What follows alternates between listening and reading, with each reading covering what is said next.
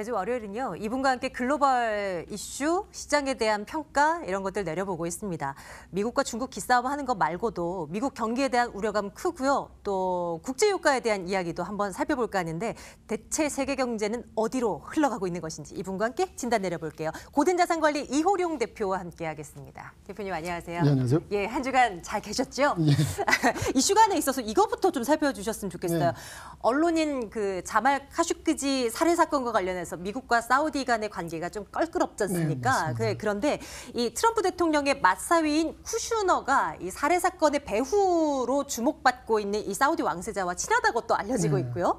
이 사건과 관련해서 사건 이후에도 뭐 조언을 주고 조언을 받고 했다라는 소식이 또 전해지면서 좀 화제가 되고 있는데 이게 또 뭔가 긁어서 부스럼이 생길 만한 이슈인 건지 좀 진단 좀 내려주세요. 그러니까 뭐 이게 원래 아까 뭐 앵커님 말씀하신 것처럼 쿠슈너하고 그다음에 빈살만 같은 경우에는 굉장히 젊고 그다음에 나이가 비슷하다 보니까 친하게 지내면서 개인적으로도 통화했다는 얘기는 아주 오래전 얘기거든요. 네, 네. 예, 근데 이제 그럼 지금 이게 왜 이제 나오는 그러니까요. 거지? 예. 좀 뉴욕타임즈에서 좀 밝히면서 나왔는데 저는 이거 보면서 저도 좀 의아했던 부분인데요. 중요한 건 그거 같습니다. 일단은 사우디하고의 어떤 미국과의 관계, 특히 트럼프 정부의 관계에서 트럼프가 굉장히 어떤 중요하게 생각했던 부분은 뭐냐면 어떤 경제적인 부분에서 이제 무기 판매, 뭐 4천억 달러 정도 되죠. 뭐 어마어마한 돈이 뭐 4,500조 정도 되니까요.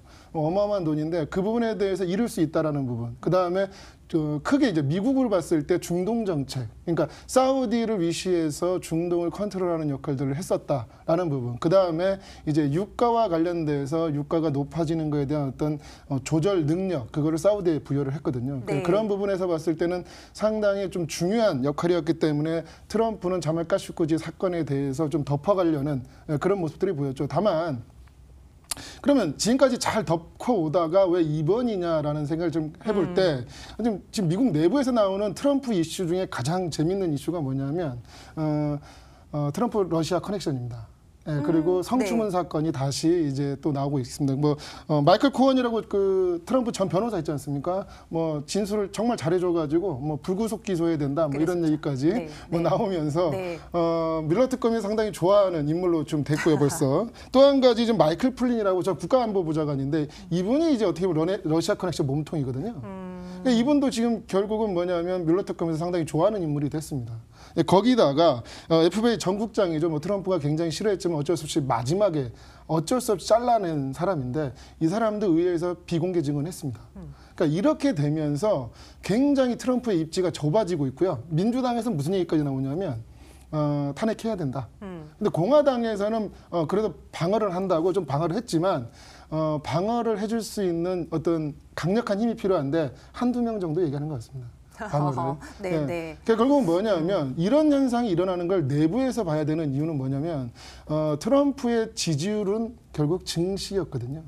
그러니까 증시 상승이 곧 트럼프의 지지율을 거의 같이 움직이면서 S&P 500하고 닮았다는 얘기까지 예전에 있었는데 그런 부분에서 지금 굉장히 많이 하락하고 있고요. 트럼프의 정책이 지금 잘못된 게 아니냐라는 부분들. 그리고 민주당은 이 기세를 몰아서 내년에 어떤 정책에서의 어떤 압도적인 본인들의 어떤 의지를 지금 넣기 위해서라도 반드시 필요한 압박이 아니냐. 이런 부분에서 봤을 때 이렇게 나왔거든요. 그러면서 이제 중요한 건 뭐냐면 지금 사우디를 바라볼 때 좀 다르게 봐야 되는 부분이 미국의 석유 제품 있지 않습니까? 순수출국 됐습니다. 그러니까 결국은 미국도 원유와 석유 제품을 수출하는 나라가 됐다. 뭐 이렇게 봤을 때 사우디가 지난번에 속았다는 얘기를 했지 않습니까? 그러니까 이란 제재를 하고 자기네가 증산을 많이 하려고 했는데 이게 이란 제재를 한 거 보니까 제재를 안 한 거거든요. 그래 결국은 뭐냐면 유가가 더 폭락하면서 지금 중동에서 사우디의 위치는 말도 못하게 지금 굉장히 좀 어떻게 뒷방 늙은이가 됐거든요. 그러니까 이런 부분들이 지금 사우디 빈살만 입장에서는 트럼프 편에만 붙어 있으면 본인의 자리는 유지할 줄 알았는데 이게 첫 번째 카드였거든요. 지난번에 제가 방송 나와서도 몇 번 했던 얘기인데 결국 나중에는 뒷방 늙은이가 되고 결국은 굉장히 작아졌을 때 이러나 저러나 굶어 죽나 바로 맞아 죽나를 봤을 때 결국 이제는 굶어 죽느니 맞아 죽겠다라는 생각으로 지금 트럼프한테 한번 소심한 복수를 한 게 아니냐. 왜냐하면 지금 나온 게 보면은 사우디 소식통이거든요. 아, 이 이슈가 부각이 된 그렇죠. 게요? 사우디 소식통이 누굴까? 뭐 누군지는 모르겠지만 어쨌든 중요한 거는 사우디 쪽에서 흘린 게 맞다라고 저는 생각이 들고요. 그런 면에서 봤을 때 지금 사우디가 중동에서의 어떤 맹주 자리를 회복하기 위해서 미국의 소심한 복수를 하는 게 아니냐라는 생각을 해볼 필요가 있고요. 그럼 왜 지금 이 소심한 복수를 해야 되느냐? 이번에 카타르가 오펙 탈퇴한다 그랬거든요. 카타르 같은 경우에는 순위파지 않습니까? 이번에 또 리야드에서 그 순위파들끼리 모이는 회의에 국왕이 참석을 안 했습니다. 결국은 뭐냐면 카타르가 사우디에 굉장히 많이 삐졌다라는 것들을 지금 보여주고 있고요. 지난번에 사우디가 그 카타르한테 뭐라 그랬냐면 어떻게 순위파인데 니네 이란이랑 잘해먹냐 이런 얘기를 했거든요. 그러면서 완전히 삐져가지고 이런 부분에서 좀 복수를 하면서 이란 같은 경우는 오히려 굉장히 통쾌해하는 그런 모습들을 보이고 있는 거죠. 소심한 복수를 하고 네. 누군가에게 삐지고 토라져서 뭐 이러고 이런 사사건건의 일들이 일파만파가 돼서 지금 시장에 영향을 주고 있는 건 아니겠습니까? 예. 사우디 얘기를 이슈를 이제 가지고 나온 이유는 저희 오펙 이야기 좀 해보려고요. 어쨌거나 뭐 오펙 회의에서는 사우디라는 나라가 뭐 어느 정도 그래도 주도를 하고 있다라고 봐도 그렇죠. 될 것이고 미국은 일단 트럼프 대통령이 나 고유가 싫어라고 이제 얘기를 한 상황인데 감산 결정이 나왔단 말이에요. 네. 배럴당 120만 인가요? 배럴. 예, 그렇죠. 예, 예, 120만 120만 배럴.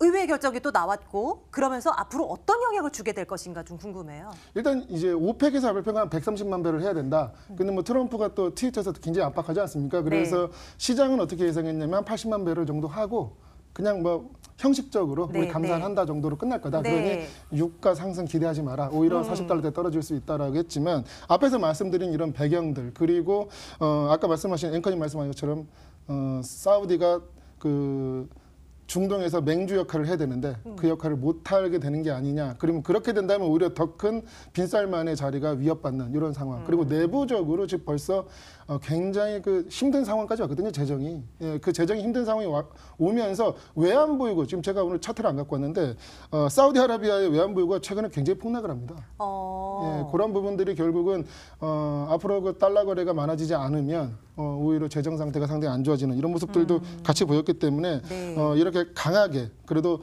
130만 배럴까지는 아니지만 미국한테는 욕을 안 먹으면서 그러면 최대한 할 수 있는 최대치 120만 배럴 그냥 130만 배럴 아니니까 그런 면에서 봤을 때 오펙이 80만 배럴 그다음에 비오펙이 40만 배럴 하기로 했고요. 비오펙은 또 러시아가 주도를 할 것 같고요. 사우디가 오펙에서는 주도를 할 것 같습니다. 여기다 지금 이란이 지금 굉장히 이 중동에서 패권에서 사우디의 어떤 아성을 지금 무너뜨리려고 굉장히 많이 커지고 있거든요. 거기 뒷배는 또 러시아 아닙니까? 그런 부분에서 봤을 때 이란이 이번에 자기네는 감산하지 않겠다. 왜냐하면 미국한테 당한 게 있으니 그런 부분들이 그 이란을 좀 예외시키는 그다음에 이번에 그 리비아 같은 경우는 내전 때문에 또, 그런 모습을 보였고 내년에 의장국입니다. 이제 베네수엘라인데 베네수엘라 뭐 트럼프한테 철저하게 밟혔죠. 그래서 지금 뭐 굉장히 힘든 상황이기 때문에 이 세 국을 제외하고 나서는 나머지 국가에서 이렇게 120만 배를 하기로 했는데 아직 정확하게 어디가 얼마 정도 할지는 정확히 나오지 않았습니다. 그러니까 이런 부분도 결국은 좀 문제가 있다라고 생각이 드는데요. 이번에 사우디의 행동을 보면 조금 의아하면서 앞으로 중동 지형이 좀 바뀔 것 같다라는 부분이 뭐냐면 이번에 G20 회의에서 빈살만이 왕따 당하지 않았습니까? 그때 이제 하이파이브를 가장 강하게 쳐준 푸틴이 있죠. 푸틴도 많이 놀랐다 합니다. 그렇게 강하게 칠 줄 몰랐는데 지금 러시아하고 친해지려고 사우디가 노력을 하고 있거든요. 결국은 미국의 어떤 영향력이 자기네들을 보호줄 만큼 크지 않다라는 부분. 또 한 가지는 아까 앞에서 말씀드린 대로 순수출국이라면 라이벌이 돼버렸거든요. 중동하고. 그러니까 오펙하고의 라이벌과의 어떤 관계가 형성이 되었을 때 사우디는 굉장히 중동에서 곤란해지는 이런 입장. 결국은 오펙 플러스라고 재편된 오펙의 어떤 조직을 사우디와 러시아가 양분을 했는데 이게 트럼프가 만들어준 겁니다.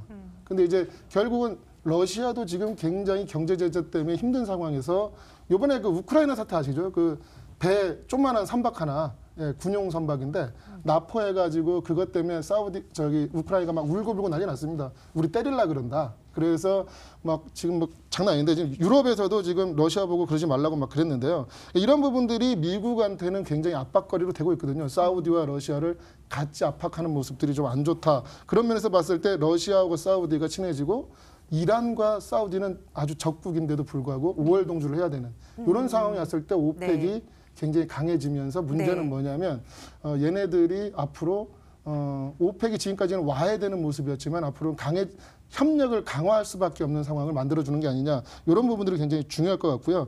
내년 4월에 오펙 회의를 합니다. 원래 5월 달이나 6월 달에 해야 되는데 왜 그러냐면 5월 초에 이란에서 이란에 대한 조치가 제재 조치가 어떻게 될지 6개월 유예 기간이 끝나거든요. 아, 그때군요. 예. 그렇기 때문에 4월 달 말 정도에는 분위기가 이란을 제재하게 된다면 굉장히 유가가 많이 오르기 때문에 공급을 더 늘려야 되느냐 마느냐 네. 이런 부분들이 중요하기 때문에 원유에 투자하시는 분들은 이 부분도 굉장히 중요할 것 같고요. 그렇기 때문에 앞으로 오펙이 얼마나 더 견고하게 이제까지 깨어진 항아리를 잘 붙이느냐 이런 부분에서 봤을 때 러시아하고 사우디의 관계 잘 네. 지켜봐야 될 것 같습니다.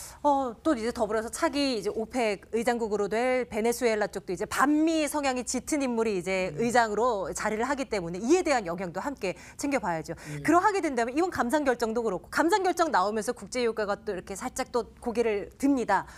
배럴당 70달러 선 넘어섰던 것이 지금 50달러 초반대까지 떨어져 있고 이제는 다시 좀 어느 정도 올라갈 것이라고 예측을 해야 되는 것인지 앞으로 유가 흐름은 어떻게 내다보세요? 일단은 50달러가 바닥이라는 건 시장에 이미 깔려 있는 것 같습니다. 그래서 50달러까지 근처만 가면 굉장히 강한 매수세가 들어오고 있기 때문에 예. 이런 부분에서는 좀 중요하지 않나 생각이 들고 아까 앵커님 말씀하신 것처럼 그 1년마다 한 번씩 그 오펙 의장국 바뀌거든요. 근데 이제 여기에 지금 마누엘 케베도라는 베네수엘라 석유 장관이 됐는데 네.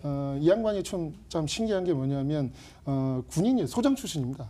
예, 군인 장군 출신인데 네. 2014년도에 그 시위가 있었을 때 아주 강력하게 진압을 하는 바람에 이번에 마두로 대통령한테 아주 이쁨을 받는 예, 그렇기 때문에 상당한 네. 강경파임에도 이기 때문에 이 사람이 석유 장관을 하고 의장국에서의 의장이 됐다는 얘기는 오펙에서도 상당히 좀 시끄러울 것 같다. 이런 면에서 유가는 상당히 변동성을 키울 거고 적어도 베네수엘라가 지금도 굉장히 힘든데 앞으로 힘들어지는 쪽으로 가지는 않을 거다. 그런 면에서 봤을 때 네, 네. 원유 앞으로 감산 부분에 대해서는 적극적으로 이행하면서 그보다 또 더하면 더했지 덜하지 않을 거다. 다만 미국의 압박을 베네수엘라가 어떻게 버텨낼 거냐 이런 부분들이 굉장히 리더십에 부재가 있는 게 아니라는 생각도 들고 있거든요. 지금 네. 그래서 중동에서 이제 아까 깨어진 항아리를 이 의장이 잘 해결할 수 있느냐 부분만 좀 어떻게 좀 바뀐다면 물론 사우디나 러시아가 이 부분을 좀 지원하겠죠. 국제 정세가 어떻게 될지 모르겠지만 어쨌든 트럼프 입장에서는 앞으로 유가 하락이 2019년도에는 대선 캠페인처럼 나와야 되는 부분이기 때문에 그런 부분들은 조금 압박감이 있을지 모르겠지만 중요한 건 지금 저번에도 제가 말씀드렸었는데 텍사스하고 그 노스 그 다코다주죠. 그러니까 기름이 많이 나는 동네. 여기서 지금 공화당에 가서 돈 주고 엄청 로비하고 있습니다. 유가 내리지 말라고. 자기네 지금 망하고 있다. 미국도 이미 50달러는 셰일오일 산업 자체가 상당한 부담이고요. 이게 하이힐드 채권 수익률에서 나타나고 있습니다. 그렇기 때문에 미국도 힘들기 때문에 지금 60달러 이상은 WTI 기준으로 올려줘야 되는 게 아니냐. 이런 부분들을 좀 지켜봤을 때는 지금 가격은 싸다라고 저는 생각이 듭니다.